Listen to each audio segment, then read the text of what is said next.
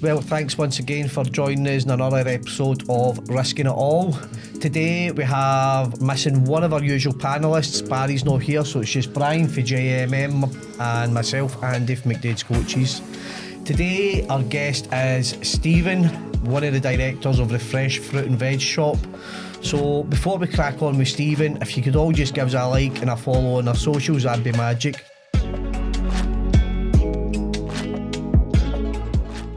So Steven, welcome on Thank the you, podcast. guys. Thanks for coming. Thanks for coming. No worries.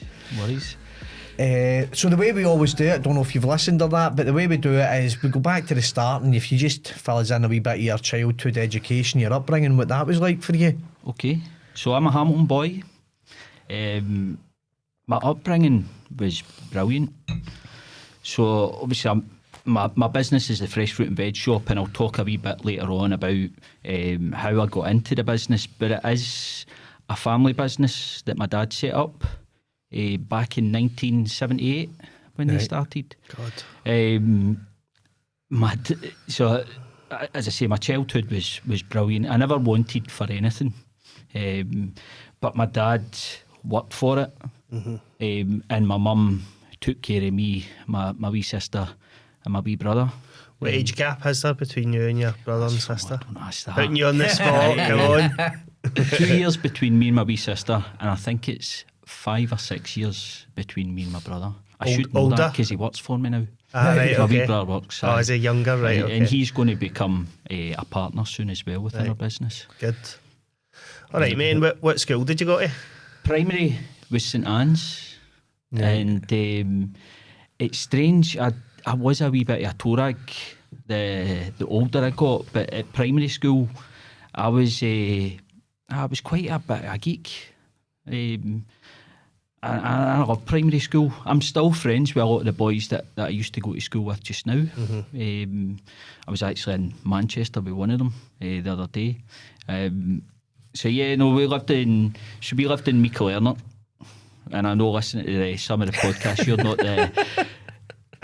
I'm no the best with geography. Aye, He knows where Hamilton is, but Meikle Ernott, nah, it's not where is there. Meikle Ernott to Asda? Let's start there. Meikle Ernott is up the. It's a one nice of the, bit beside Hill House.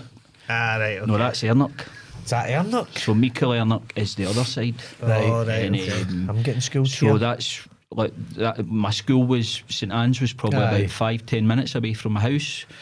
But one of the best things about the house that we lived in Meikle Ernott was there was a football pitch at the back, Perfect. and all I needed to do was jump the fence. And there felt like about 40 or 50s used to play football after school at the weekends as well. Aye. And And what high school did you go to? Holy Cross. Holy Cross. Holy Cross. And I kind of changed when I went to Holy Cross. I think it was the people that I met, the boys that I started to run about with. I just, Is that you blaming the Uddy boys then for what you're doing this no, way? what? See, I never. So I've got friends from Uddingston, but I never Aye. really ran about with them until I left school. So I Right. left school in 4th year, Right, okay. and I went and became a paint and decorator.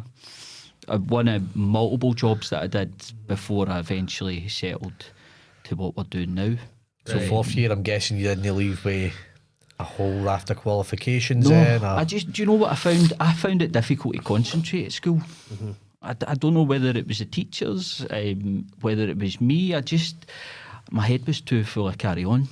Aye. I definitely know that feeling.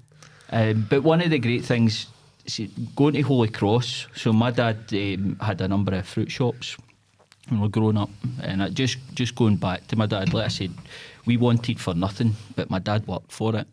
In terms of, like, so he had a shop in Hamilton, a shop in Uddingston, which is still there just now. He'd one in Larkhall and one in Stonehouse. Yeah, right, okay.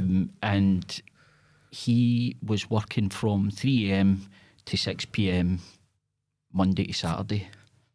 And then any spare time that you had, you know yourself, when you run your business, you're having to do all the paperwork that relates to the business in terms of paying staff as well. So it was a 24/7 job for him. And he had the shop in Quarry Street in Hamilton. And as soon as I started high school, I was working in there every day. after school. Right, okay. Aye. And it's something that I came back to when I decided that I decided I wanted to be self-employed. It was always something that I went back to and thought, right, I know this. I used to work in a shop. I've grew up with my dad in it, so I kind of knew a bit about the fruit and veg business. It was hard because I worked 4 days a week, so I worked 3 days during the week after school and on a Saturday as well. And it was hard work, but the great thing about it was I was in first year, I was walking about with £50-60 in my pocket, and now I'm going back a while, so I'm talking that's probably now over 20 odd years now. Aye. So that's the most loaded you'll have been in your life. Exactly. I just remember there used to be a Impulse Records in Hamilton. I don't know if you ever remember it. It used to be at the bottom cross in Hamilton, and that's where I spent all my money. Right, okay. So just, I'm interested to ask, because you're maybe the third person, I think, including Andy, that we've interviewed that's now part of a family business. Yeah. So you mentioned that when you left school, you became a painter and decorator. Yeah. We'll get into some of your jobs in a minute. But were you always in the mindset that you wanted to be part of the family business, or were you initially, no, I'll forge my own path, I don't really want to be part of that? Yeah, no, I always wanted to do my own thing. My dad was I always remember when I told my dad I was going to become a paint and decorator, he was really disappointed in it, because he thought I could have achieved more at that time. But my wee sister, my wee brother, they both went to university, and maybe if I'd stuck in at school, I probably could do something similar in terms of going to college or uni, because I did go to college. I went to Cambuslang Tech, which was part of, you had to go there as part of your apprenticeship at the time. Right, okay. And that was interesting. That's no longer there anymore. It's a Lidl's in Cambuslang. I know the one you mean. So I love making money. Aye. And I didn't want to go to university or college. My thought was, if I do that, You're not making money. I'm not making money. All right, and I fair just enough. wanted to make money and go out at the weekends. That's all my mindset was at that time. So we'll touch on a couple of the jobs then. So painter and decorator was the first, like, in inverted commas, proper job, was it? So time served paint and decorator. Did that for 3 years. I'm talking, I loved making money. I wasn't getting paid a lot of money. You were getting paid, the first year we get paid £80 a week. Right, okay. And that was for working 40 hours a week. Right. And then it gradually, by the third year, I think I was on about £300 a week. Was it painting and decorating houses or No, buildings? it was commercial work, the Commercial, company right. that I was working for. And I think that's why I never really stuck in at it, because they were sending us up to places like Aberdeen in the middle of winter. And we were painting windowsills. Yeah. And I thought, this just isn't for me. This isn't worth the effort. What was next after that? I went and worked for a mortgage broker.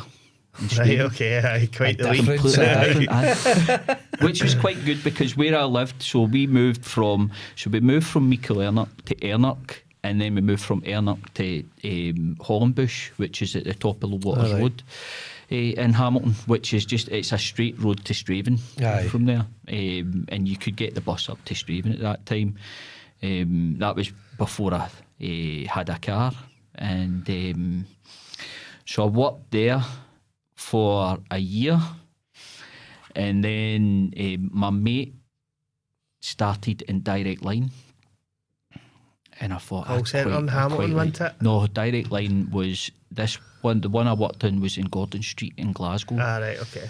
And that time I was about 19, and working in Glasgow back in that time, in a call centre. In the call centre, it was one of the best jobs you could have at that age. You were getting paid a right good wage as well, and so I moved to Direct Line again. I thought I moved jobs again at that time. Roughly about 2 years later, to a mortgage broker's. Back to doing mortgages. Didn't like the company, and then moved to Direct Line Insurance. Right, okay. And I spent 16 years at Really? Direct Line Insurance. Just in the call centre? various jobs. Right. So you go, if you're in the call centre, you get the opportunity to do training, especially the more experienced you become. You can become a coach as well. I became a team leader, and then I met my wife at that time in Direct Line as well, and we got our first flat together. And for some reason, when you're working in call centres, once you move to a team leader role, the money isn't as good. Aye. And obviously we moved into our first flat at that time, so I decided to take a step back, and it was something I shouldn't have done, because I just became completely disinterested in the role. I don't. It's just you come off the phones and you're doing a completely different job at that time in terms of coaching, managing people, and then when you have to go back on the phones, you're like, fuck, I really don't want to speak to customers anymore. And so Direct Line at that time were owned by RBS before the financial crisis. And then after the financial crisis, Direct Line were sold off, or basically turned into its own company. But before the financial crisis, so I got the opportunity to work as a business coach in RBS Retail. All right, okay. And that was my last job there. Right, okay. And see, as all this is happening, like all these kind of 15, 16 years in contact centres, did you have your dad in your ear at any point? Come and join us. Why you not coming to join us? No. Did they just let you do your own thing? So what happened with the greengrocer industry was that the supermarkets killed all the greengrocers in Scotland. You used to have greengrocers. You could go down any high street, Motherwell, Hamilton, Uddingston, Bodwell. You had a greengrocers, a bakers, a butchers. Yeah. You don't get that anymore.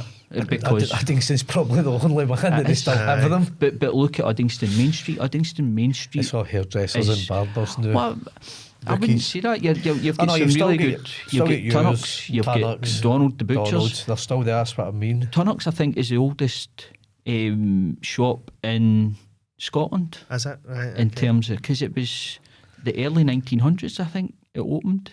Donald the Butchers isn't that far behind it either. As you know, and then we are third in 1978. Aye. But there's loads of people that go down Uddingston Main Street because it's quite residential around it. But going back to what was happening with my dad's business, my dad basically reduced his business to one shop, which is Uddingston. Shut everywhere else just because they built all these supermarkets outside town centres. And basically killed the town centres. Like they did. Look at what they built the Asda in Hamilton. Aye. Out with the town centre and killed it. They built multiple supermarkets as well in Hamilton, and it's the same for most towns. It's possibly that, and a culmination of like society changed in the sense that we became lazy as fuck. So where you used to go to the butchers, the fruit shop, the folk are like, I can get it all in one place. Why would I bother? The majority of folk anyway, you still get some folk that are like my dad was always, no, I get my meat for the butchers, I get my fruit and veg for the fruit and veg shop. Switched to two people having full-time jobs. Like my wife's got full-time jobs, I'm assuming yours probably does. So when two of you have got full-time jobs, you don't have the time to go to 3, 4, 5 different shops every couple of days. I know. Society's just... I would say that's changing though, in terms of what we're seeing, and it's something I'm trying to build towards in the future. Just going back to my dad, he'd reduced his business to one shop, but my dad did. He had a delivery business on the back of it, so he was delivering to schools, nursing homes, butchers that were selling fruit and veg in them as well, restaurants, cafes. But he was quite happy doing that. He personally couldn't. He was just essentially winding down. I think he became a bit disillusioned with everything that happened over the years. It's just like now there wasn't a lot of support for small businesses, and he just reduced his down to something that was just manageable on his own. my uncle is now my business partner, and he runs a shop. Right, Michael. okay. Yep. I think if you've been in Uddingston, you'll know who Michael is. He's a bit of a character. Aye. And yeah, so that's the state of play. And So just to cut in and talk to put a bow in that story, I guess, were you made redundant from the contact I get centres made during the redundant financial from crisis? RBS. So I took my redundancy because we were getting married. Right, okay. And I decided to go to Arnold Clark, Right, okay. and I worked for GTG Training. Right. Right. And it was just a complete different What role were you doing in there then? business development. Right, And, okay. it was they opened their new training centre out in Edinburgh, Oh, right there. and I was one of the first business development managers in there. Right. And then so what happened at GTG Training was that I got the opportunity to do a lot of networking and learn about networking, and that planted the first seed in my mind in terms of I want to be self-employed. I had no idea what I was going to do at that time, but I thought, right, that's for me. That's probably where my future lies. I then left GTG and then moved to an HR company. And I was a business development manager for them, and then it wasn't very successful in terms of the company or how I did, and I ended up getting sacked from it. But again, I built up a lot of experience doing networking. I was there for a year, and as part of that year, I was a member of BNI Evolution. Right, yep.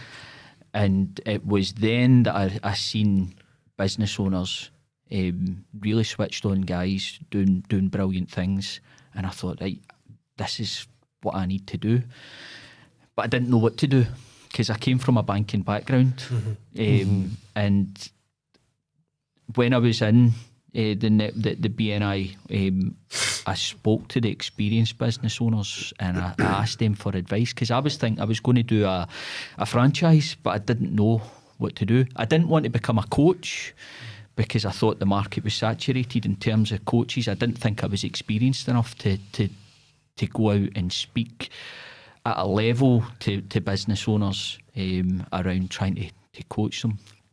So the advice that I was given in BNI by the experienced business owners is if you want to succeed, you need to try and do something that you know. And the only thing I knew was either banking or fruit and veg. Quite the contrast. I know. So during that time, I took a job at BT in retention. And it was the worst job I've ever done in my life. It's speaking to people that were abusing you. Hats off to the guys in BT that did that job, that did it for years and years and years. I don't know how they did it. And I was in the role for 6 months, and basically I did a dual thing. So I decided to create a website for my dad's business. Right. And the original idea was to do home deliveries. Right.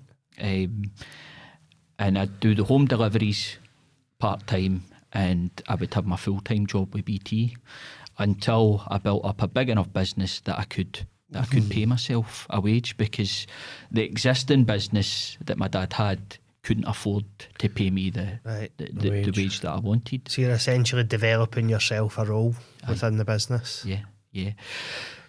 So that was going well, but after 3 months we got an introduction into a company that wanted fruit for the workplace. And the fruit for the workplace, that order multiplied quickly. And then I thought, right, this is where my future lies, fruit for the workplace, because what we were finding was we were bringing companies on board and they were getting a regular delivery either once or twice a week. And it was a lot easier to get that business than it was to try and get home delivery customers. And we built that up. Pre-COVID, we had about 150 companies. So sorry, what sort of year did you start on the business side of it then? Well, I joined the business 5 years ago. Right, okay. I know, I mean, when did you start targeting businesses rather than home? See, as soon as I got into this company, Just like and then. their order multiplied to 8 floors in their office, and then it multiplied to 8 floors in their other 2 offices. Right, aye, so that's you scaled straight away. It helped me scale straight away, and then I noticed on LinkedIn nobody was doing what I was doing in terms of posting pictures of fruit. So I was posting pictures of fruit, and then I was just getting companies signed up, inquiries through that.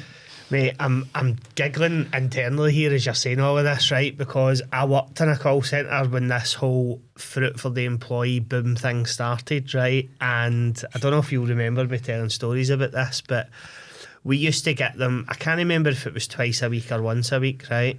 But we got to a point where it was so popular that we had to have almost like a fruit bouncer. So it was just like boxes that we would sit on desks, and you say to people, obviously help yourself. But what folk were doing was, I'll help myself, all right, opening up the handbag and throwing everything in and taking it home to feed their family. And it's like, that's not really the idea yet. So we got to a point where when the fruit was getting delivered, it had to be sat in the desk that was close to like a senior manager that could keep an eye on what was happening with the fruit. It's mad. It goes on now. So we've got one company that we deliver, I think, about 50 boxes a week to. God, 50 boxes? It goes, my guys have been told it goes within 20 minutes. Aye. Because we deliver to all shapes and size of companies. We've got big corporate companies with 4,000 or 5,000 employees, right down to small businesses that have maybe 5 to 10 employees. But essentially what happened in COVID, we lost it all. We lost it all. It was only me and my dad at the time that were doing the deliveries. So because because offices started to close, all the orders, I didn't know what was happening. And then so we had about 150 companies we were delivering to on a weekly basis. It all went. God. But then my social media pages started to blow up with people asking for home deliveries. Was this people from the companies that you'd... So it could have been, but just because we were known as a greengrocers, I'd established a social media, a wee bit of social media following on Facebook and Instagram, and we quickly changed from doing fruit for the workplace to home deliveries. The other fortunate thing that happened is that we worked with a charity that received government money because the Scottish government at that time said that during the first lockdown no kid would go hungry. So any kids that got school meals got our home delivery boxes. Right. So we were doing about, in excess, the first lockdown we were doing about 200 to 300 home deliveries a week. And I actually grew my business during that period. Just I remember one day I went back and I looked at my social. I had about 500 missed messages on Facebook because the supermarkets weren't delivering.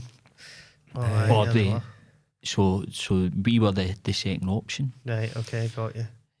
And we grew the business. I employed 3 people during the first lockdown. The second lockdown was different. So the second lockdown, people were still not returning to work. My home deliveries were starting to dry up, and that was that scary time. That was a scary time because the supermarkets, you could go to the supermarket then, and you could get a delivery easily from the supermarket as well. But we survived it.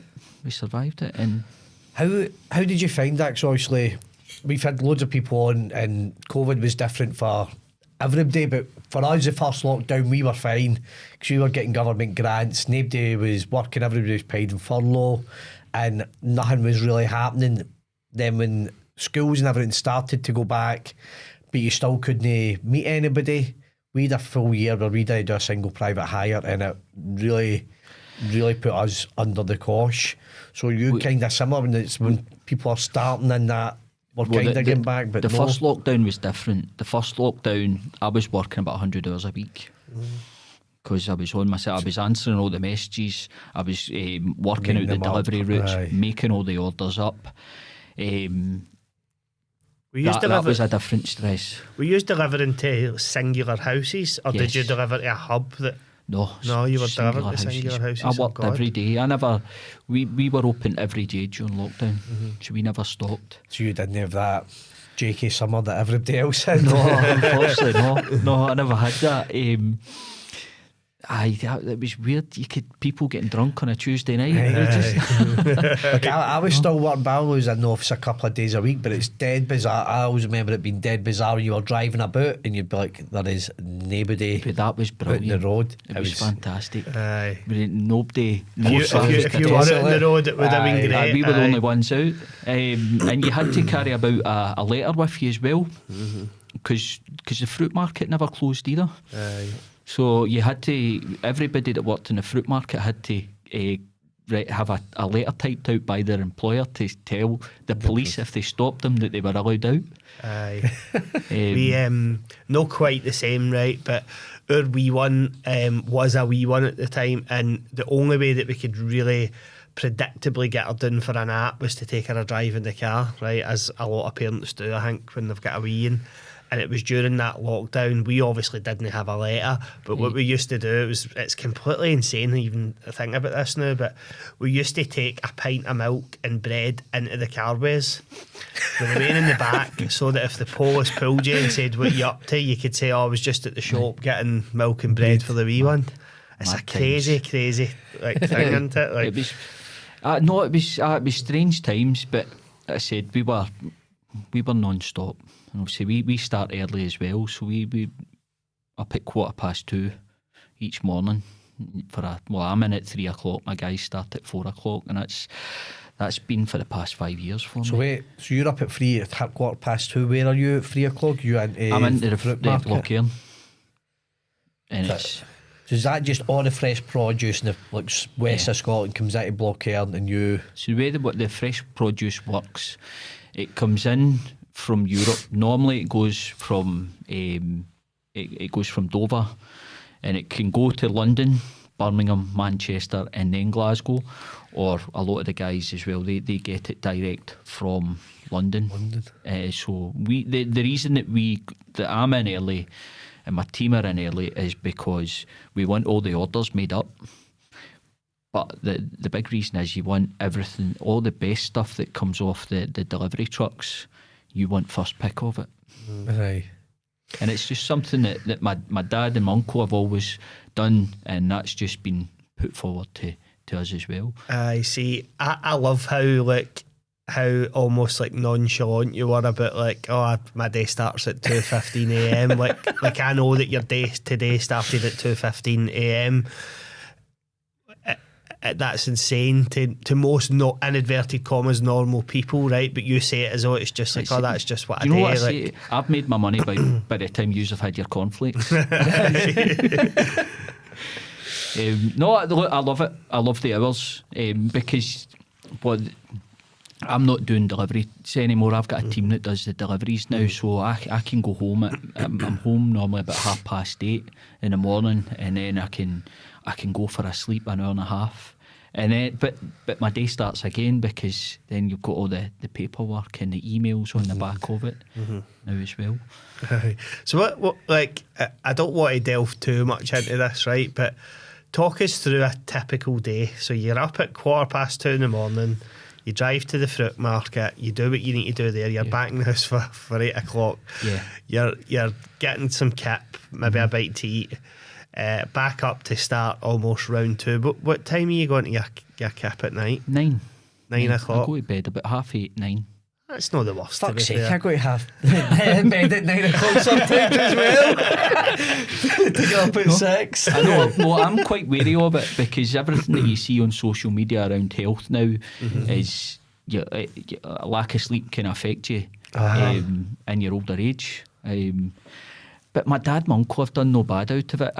I'm quite wary in terms of what I eat and what I drink, because that can affect me if I'm going to get a sleep during the day. Right. And I also need to make sure I walk my wee dog, because I need to watch the dog when I get home. Of course. Because my missus is out. So I need to walk him to ensure that he gets a sleep and he's no wide awake. So when I try and go to sleep during the day, he's no barking.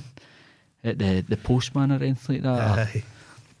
Can I ask, Andy kind of touched on this earlier, but to this day, anytime I drive through Uddingston, when I drive past your fruit and veg shop, and I just think, how is that fucking still there? Like, how is that still there, right? So I know that you've talked about pivoting your business into like delivering to commercial clients, essentially. Sorry, you go. No, sorry. I was just going to say, is that the primary reason why that shop still exists, or do you think that stands on its own merit and that there's a lot of locals that will just go there and only there still? I was going to say, look, my wife goes in and she takes my son in, and your Uncle Michael is brilliant. He always gives away, like, comes in, my son's dead fussy, and he'll be like, all right, Joe, what do you want to eat? And my son actually told me he likes lemons. So there's a free lemon, and Cammy's like, that's a fruit that I eat. And it's almost like in his he's like, I need to eat this lemon, I'm going to prove a point. And he does, he'll sit and suck a wee slice of lemon, like, I'm liking it. But your Uncle Michael's great. And the actual, I'm going to big you up, the fruit and veg that you get for the fruit and veg shop is a million times better than the stuff you get in the supermarket. Well, there is reasons behind that. And I don't actually think it's that much pricier either, if I'm being totally honest. So I think it's there because it's good. And if you can fund the time to drop in, you know, we don't get there every week or that, but when you find the time when you're down the street and you go, fuck, I'm going to jump in there because I'm going to pick up good quality fruit, good quality veg, and that's why I think it's still there. Obviously, you're on the back yet, so. So in terms of like, so I don't have anything to do with the shop personally. I just let Michael run the shop. My main responsibility is we've got a wholesale unit at the Glasgow Fruit Market where we're based, and I was just saying to yourself, Brian, we're going to be taking over the unit next door to us as well, in terms of, because we've outgrown where we are. To answer your question, I think it's a mixture of both, right? So when I joined the business, there was no social media following. They never had any social media pages. Michael and my dad didn't know Facebook or Instagram, so I set that up. And that's a big part of the success, because we've got people coming from all parts of Glasgow into the shop, because you don't have many greengrocers about anymore. Obviously, we've got the fruit for the office business, and that's 95% of what we do is fruit for the workplace. We don't do any hospitality. We leave that to other companies to do. So we just concentrate on fruit for the workplace, and we still do home deliveries. And I'm trying to build the home delivery service because it's good for cash flow. There is a demand out there for it. So because of the success of the delivery business, that's feeding off the shop, and vice versa as well. Without the shop, I wouldn't have had the delivery business. Because there's people that go into the shop, like HR managers, etc., that then came to us and said, we want fruit for the workplace. Right, okay, got you. Aye. And is, like, margin wise, is there a decent margin on fruit and vegetable, like, or is it tight? Well, it depends how much you're selling. So look, so we sell 10,000 bananas a week. Right, okay. 10,000 bananas a week? Yeah. Jeez. So and probably about the same volume of satsumas, probably about 8,000 apples. The things that are in season just now that are going into our fruit for the workplace delivery boxes. So that's just the delivery business. Then you've got the shop that's selling it as well. So yeah, no, we're doing all right. Good. So you said you've got a wholesale unit, but see if you're not doing hospitality, who's the wholesale? Who do you sell to wholesale then? In terms of that is just essentially a name I give the unit, because all the units in the fruit market are essentially wholesale units. We don't sell to other greengrocers, or we don't sell to other people that are selling to the hospitality industry. But what we are doing now, because we're selling in such a big volume, is that we're bringing in specific things from France that you've never. So there's specific apples that have never been sold here in Scotland before, that we're bringing in just now. It's just, and that's I'm going to be doing a lot more of that as well. I'm glad you brought that up actually, because I had a question which I forgot, which has just come back into my head. So I would imagine a large part of your cost is the delivery of it arriving into the country. What gets in the way of you going like direct to source almost, and going, right, I want a relationship with the growers, if that's what they're called, and saying, I'll pay you to bring me my own stuff, and then you're not really relying on I wouldn't personally go to a farm and buy off the farm, because you're in competition with the supermarket, because the supermarket's buying whole farms. And that, what we would more do is we would go to, so there's like companies that grow apples that then sell them to the wholesale. So they sell them, the biggest fruit market in the world is in Paris, Rungus. Right. And that's, so a lot of the stuff that goes from Rungus to London to Birmingham, Manchester and Glasgow, and that's we are now starting to go direct to London and Paris because of what we're getting. Right. Okay. We let those guys deal with the farms. Aye. So right. obviously, as you're a delivery business, you've mentioned it comes for Europe. Big question is, I know you maybe didn't know what it was like before Brexit, but have you found it quite challenging with getting stuff through? I know in my industry, Dover and Cali, past year, that has been a bit of a shit fest. We sell in season. That's what you should be. That's what the supermarkets don't do. They're selling produce all year round that they shouldn't be selling, and that's why you've got some of the issues in terms of taste compared to buying it from somebody like ourselves. We've had no issues at all. The price of bananas hasn't changed in, I think, 5 years. Right, okay. And it's the same. If it goes up and down. And what we do is we try and we will take, so if a specific apple is too expensive, for instance, like a Pink Lady, if that's too expensive to go into our boxes, all we do is we'll replace it with a different apple. So right now we've got a Candine apple that tastes exactly the same. Right, okay. It's slightly different skin, it's slightly harder skin, but it's just as sweet, just as juicy. And that's the same with citrus, it's the same with pears, plums, anything like that. Right, okay. And on the commercial side, in terms, I keep referring to it as the commercial side, like the workplace deliveries that you're doing. Is the model there that they will just pay a set amount and you determine what goes into their box? Yes. Or do some of them say, no, we want this, we want that, we want that? Some offices just like bananas. That's all they eat in the offices.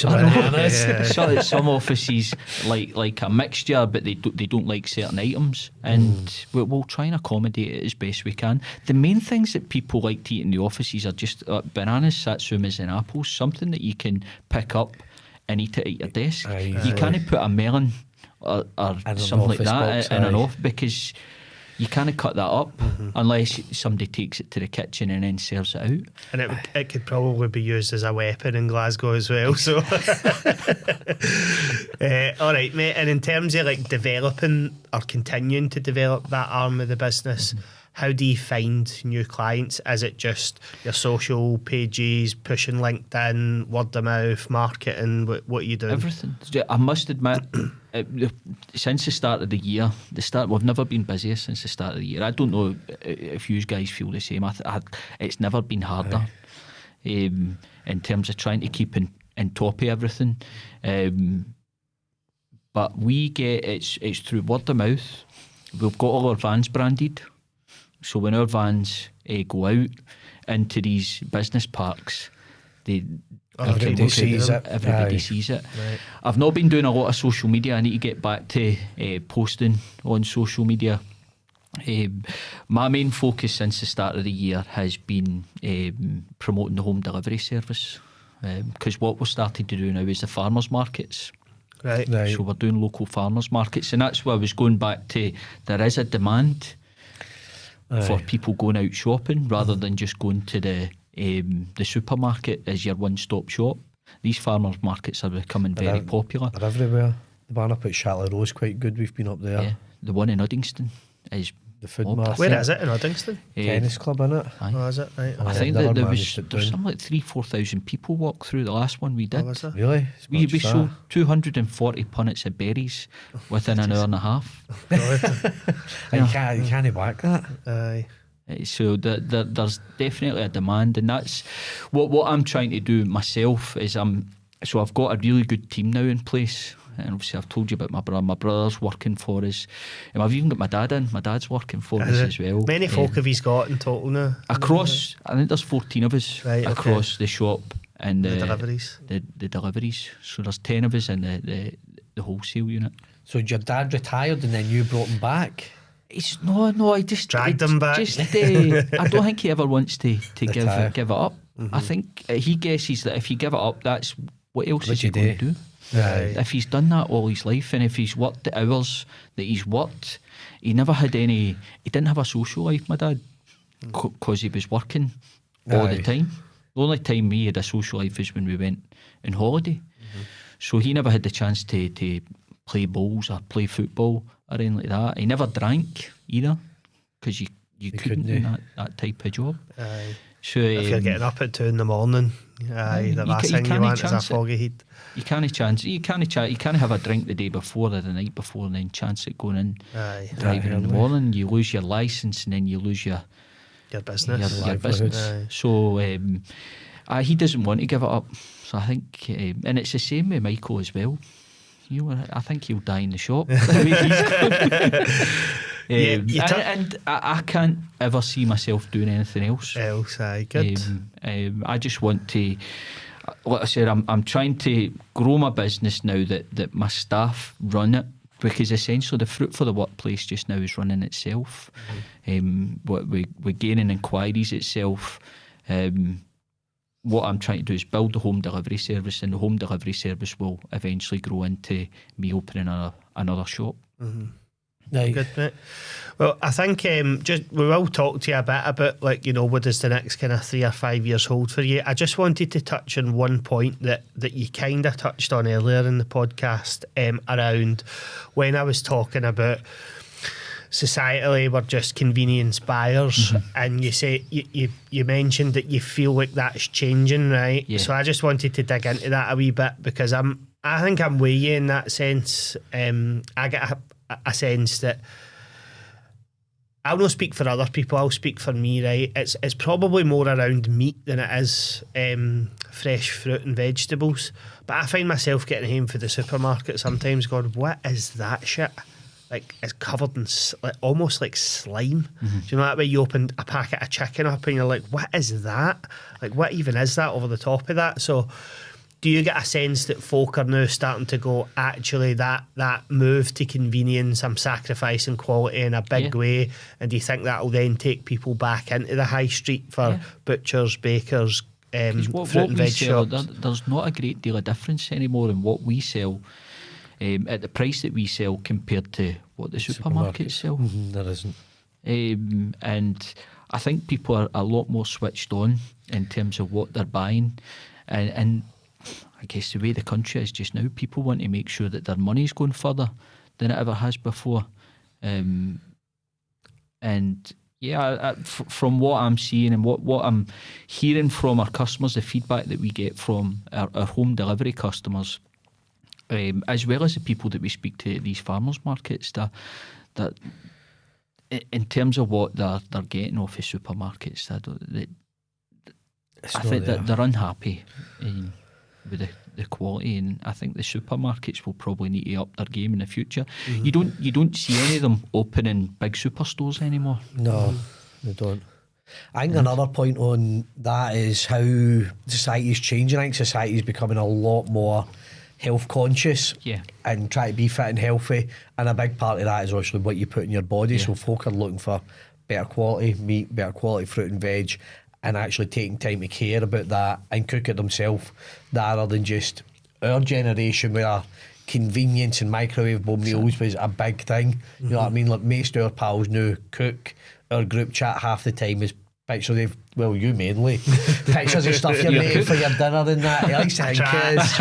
But no, I cook as well. Most of our pals can all cook. We all move away from just flinging something in the oven or something in the microwave because people are generally more health conscious, which plays into your wheelhouse. Well, there's that. See, like TikTok, because TikTok, you've got that many people now creating recipes on TikTok that everybody's inspired. Social media, I think, has changed the landscape, and that everybody's really inspired just to go out and make something for themselves. And like I said, the way the world is just now, people probably can't afford to go out as often as what we used to do. I mean, when I was working in Glasgow, you used to go to Bonkers and you used to go to Fookies, and it was £1 a drink. It was £1 a bottle of Budweiser. Or silver was 50p a vodka. So you could go out with 20 quid and that was you for the night. It's mad how things have changed so quickly. I was saying this at the weekend, randomly at a funeral, but as we all know, some of the best days out end up being at funerals. But I was standing talking to somebody and we were saying that if you get with your missus now, for example, on a day out, you're basically £200 minimum by the time you get something to eat, bottle of wine with dinner, a few drinks after it, taxi home, kebab on the way home. You're struggling to do that for less than 200 quid now. So easily 200 quid. Aye. So I think that's starting to have an influence where people just sit in and they'll have a nice meal on a Saturday night or a nice meal on a Sunday afternoon that they cook themselves, and they want to eat the best. So that's where we're starting to come in. And I've got a really interesting question for you. Well, you think it's interesting? What's your favourite fruit? What's my favourite fruit? Apples. That's pretty standard. I was hoping there was going to be something exotic or that. Do you know that I'm not a fan of the exotic fruit? What did we have in the last week? There was a snake fruit that was in the market. A snake fruit? It looks like a dragon's egg. Right. It's strange. That was the first time I'd ever seen one of those in the fruit market. I mean, there's loads of weird exotic things that you can buy in the fruit market because a lot of the Asians and the Africans go there and buy themselves. Right, so okay. As well as their businesses. But no, I don't. I'm not that adventurous on the old fruit. I like, obviously, you get the nice berries to go with your porridge in the morning. Apples. I love mango. Mango is definitely my favourite fruit. I like that, but so you need to get a mango. When you're buying a mango, you need to make sure it's not green. You want it like pinkish in colour. I'm a lazy bastard. Mango chunks. I like that. Melon as well. If you get a nice honeydew melon. Aye. My wee one's obsessed with melon. She, I'd say 5% of the time she actually eats it, but she's obsessed with the process of buying a melon, chopping it up, putting it in a bag. I don't know why. I don't know if it's the cartoons that she watches, but she's obsessed with melon. One thing we've got to be careful is that we don't go too adventurous within our boxes. So we won't put in exotics into the boxes because people, unfortunately here in Scotland, don't try what they are. So somebody messaged me and asked me for passion fruit. So we put passion fruit into her box, and then she messages when she got her box and asked what the passion fruit was. So that was wee ugly ball, isn't it? Wee prickly ugly ball you break open. So within the shop, Michael gets a few requests. So he gets requests for dragon fruit, but again, we don't go too adventurous. The things that we're adventurous about are the things that you know that you can get. So like the berries. So. Specifically, you can get berries from specific areas, like strawberries from specific areas that you've probably never tasted before.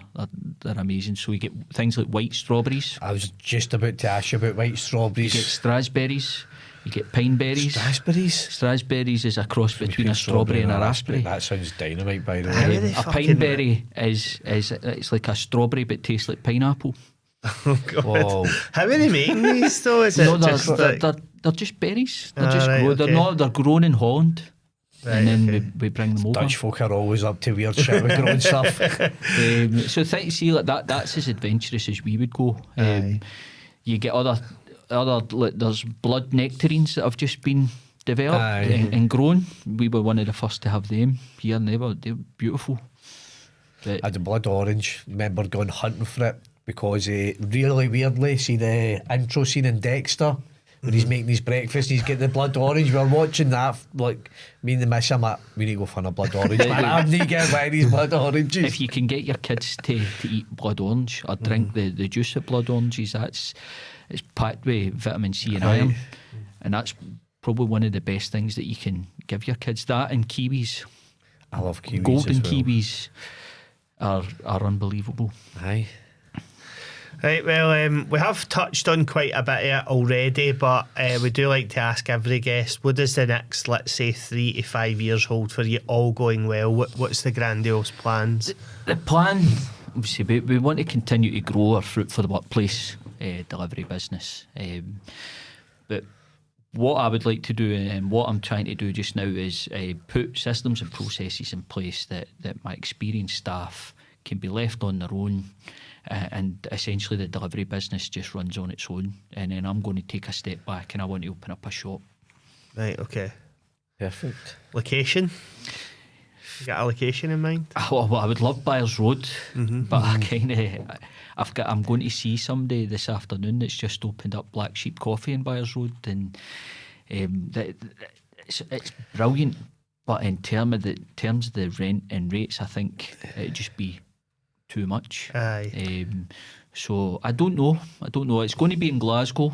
I would love to say the city centre, but I think that the city West centre End's probably the place you want to be. dying. I think they're trying to kill the city centre the way Aye. they're going with all these changes that they're making in terms of parking charges and the LEZ that's come in. But the West End, Partick. Go to where all the hippies are. Glasgow University students, fill your boots. Aye.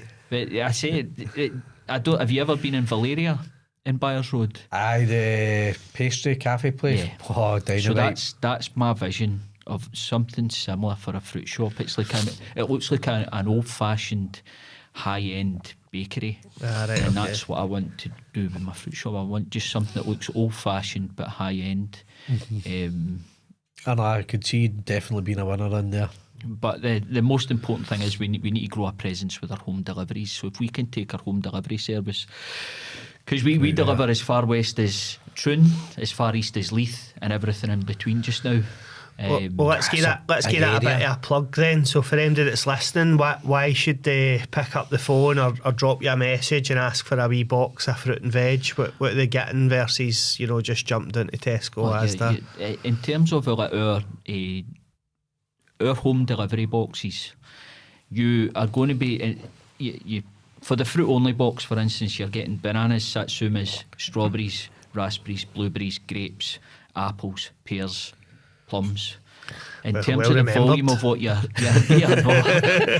what you're getting within that fruit box, it would probably cost you the same, if not more, in the supermarket.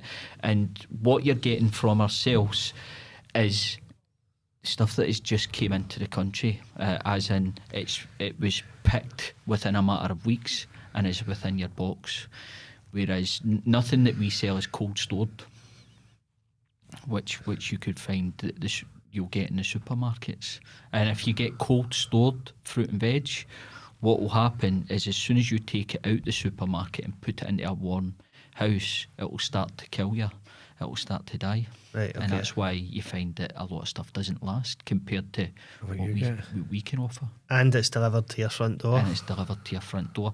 Or we're going to be at the Cumbernauld Farmers Market. We do the Uddingston Farmers Market and the Steps Farmers Market just now, and hopefully a few more across the Central Belt. Right, you can come and visit us there if you don't want a box. Well, listen, I'm not going to lie, right? I don't know why, right? But, and I might regret saying this, but the whole fruit market thing has piqued my interest in the biggest way possible. I feel like I need to see that in action. Yeah. If Should it getting up means early. getting up at 2:15 or staying up to 2:15 to come here with you one day, like I'd love to do that. Just go out on a Friday night and come with me on Aye. Saturday morning. Listen, you will regret saying that. No, definitely. More than welcome. Aye. Especially once we've got a new unit set up as well. Is that a manic place? In my head, it's somewhere that's like manic. People are shouting and screaming, I want that, get that out here. Or is that just in my head? No, really. So there's it was in the past, but it's not anymore, because a lot of the orders get phoned in, and you've got all the porters that just make up the orders and then ship them out. Right. But it's someday, like Friday morning is especially manic. And you've got to see it. There's nobody scrapping out a punnet of strawberries or that, no. No, well, there's not been a scrap in the fruit market for a long time. Everybody's quite nice to each other now. But when my dad, in my heyday, my dad, some of the stories that he's told me about fights, about guys racing each other in racing cars round it. It's See, just on competition, right? Are there others that do what you do? Like, I know you're competing with supermarkets, right? But you're not really, in the sense that I just imagine that the quality of produce that you're getting for you is just far superior to any supermarket. But are there other independent greengrocers across the central belt of Scotland that are doing exactly what you do, or something very similar to what you do? No, I wouldn't say. Well, you've got Garth, who owns Roots and Fruits over in the West End. That's a very busy greengrocer. So he's got one in Finniston and he's got one in Great Western Road, right? And he's got a cafe attached to both. And I don't. There's shops through in Edinburgh as well. If you ever go up Cathcart Road, you've got all the Asian greengrocers. There's loads of them.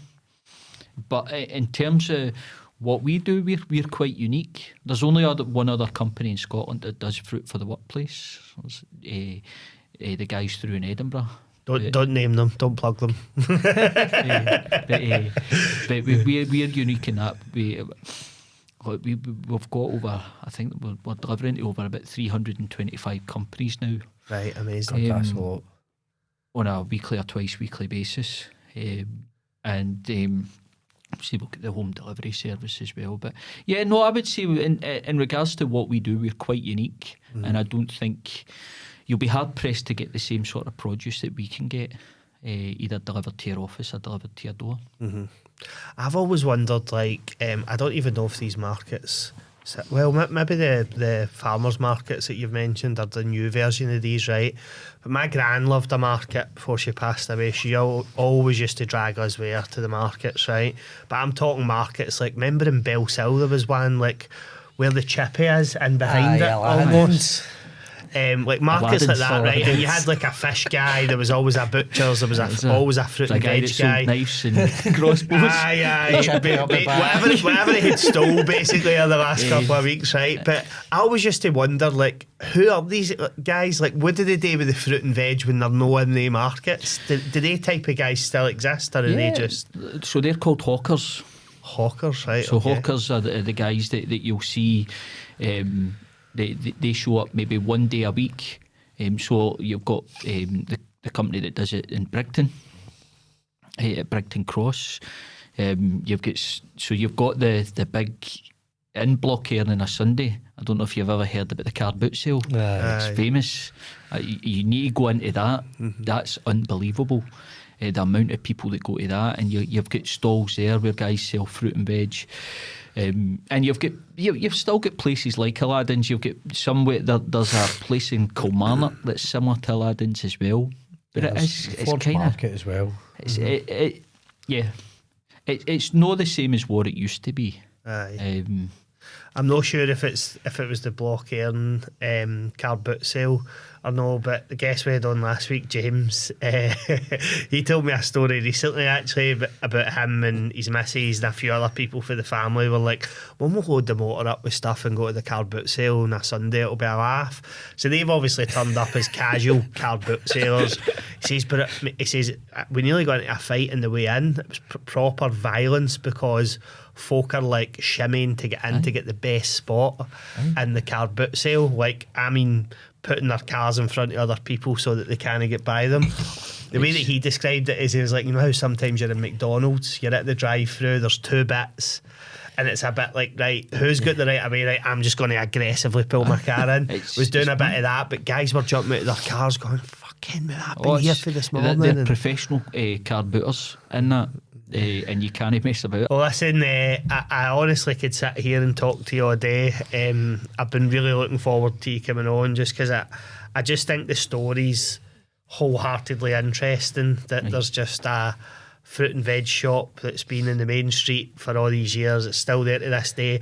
And not only that, anytime you drive by it, it's booming. It's always busy. And the fact that you start your day at like 2 a.m. And you know, they talk a lot about sacrifice in business. I know I've been quite, you know, gestical almost about that routine, but kudos to you, mate. You know, there's no many people, I don't think, that could set up their life to be getting up at like 2:15 in the morning to hit the fruit market. So congrats on the success of your business. Cheers for coming.